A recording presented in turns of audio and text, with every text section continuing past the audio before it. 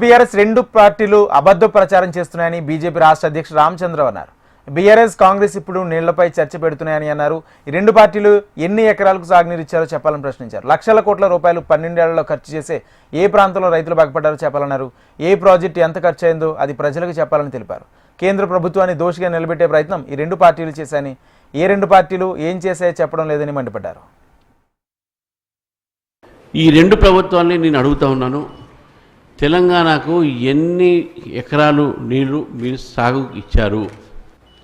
ఈ యొక్క లక్షలాది కోట్ల రూపాయలు ఖర్చు పెట్టినటువంటి ఒక ఏదైతే ప్రజాధనం ఉందో తద్వారా తెలంగాణకు ఈ 12 సంవత్సరాల్లో ఏ ఒక్క ప్రాంతంలో ఏ రైతులు బాగుపడ్డారు, ఎన్ని ఎకరాలు మీరు సాగు చేశారు, మీ ప్రాజెక్టు వల్ల ఎంత ఖర్చు అయింది, దానికి తగ్గట్టు ఇది ప్రపోర్షనల్గా దాని మ్యాచ్ అవుతుందా లేదా అనేది ప్రజలకు ముందు అది మీకు చెప్పాలి.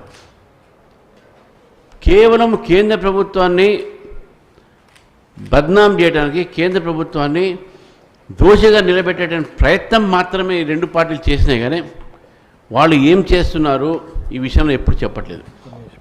కేంద్ర ప్రభుత్వం ఇంతకుముందు మన స్లైడ్స్ చూసినాం, ఇటు అపెక్స్ కౌన్సిల్ ద్వారా కానీ, ఇటు ఇంటర్